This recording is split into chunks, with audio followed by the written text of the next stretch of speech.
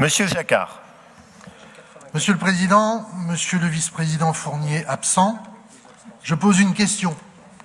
Est-ce les chambres consulaires qui dictent les choix régionaux? C'est l'impression qui ressort de la lecture des arguments employés par l'exécutif pour refuser de donner une suite favorable à la création du PNR du Haut-Allier. L'intervention en commission du conseiller régional de la Chambre d'agriculture de la Loire m'a convaincu en effet non seulement de la confusion des genres, mais surtout du fait que l'intérêt général n'était pas et n'était plus prioritaire. En criant au loup, nous avons vu que le flou qui entourait la position de l'exécutif était levé, le lobby venait de sortir du bois. Sans que la commission ait pu auditionner l'ensemble des acteurs, la sentence va être prononcée. Un procès uniquement à charge, pas de défense possible, des élus réduits au silence, des associations ignorées. Eh bien, je vous le dis, Monsieur le Président, Monsieur le Vice-président Brice d'Auvergne, et peut-être le Vice-président à l'Environnement, mais j'en doute, vous allez garder des lentilles dans vos chaussures après ce dossier-là. Vous n'êtes plus crédible quand vous nous parlez de transparence. Vous n'êtes plus crédible quand vous nous parlez d'exemplarité.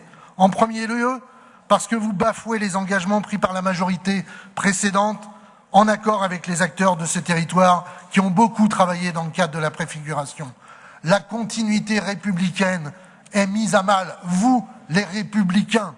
En second, parce que justement le travail de préfiguration a été un exemple de concertation. Et nous savons tous que créer un PNR nécessite beaucoup de conciliation pour aboutir à un consensus qui ne va pas de soi. Ardéchois, j'en parle en connaissance de cause. Vous allez sacrifier tout cela.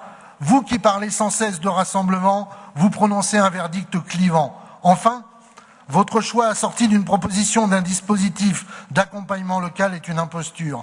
Jamais votre proposition ne sera à la hauteur de ce qu'un PNR peut apporter en notoriété, en retombées économiques et environnementales, en développement culturel, en progrès social pour les hommes et les femmes qui y vivent. Jamais votre proposition ne compensera un label qui, dans chaque PNR, a fait venir de nombreux touristes, de nombreuses entreprises et des nouveaux habitants. Alors que nous ne connaissons pas clairement votre vision prospective pour la politique en direction des PNR de notre nouvelle région, vous envoyez par cette délibération un mauvais signe à tous les PNR, qui est déjà perçu comme une défiance. Et je plains très sincèrement d'avance le vice-président Éric Fournier. Vous avez bien compris, notre groupe ne votera pas votre verdict, votre sentence, votre délibération.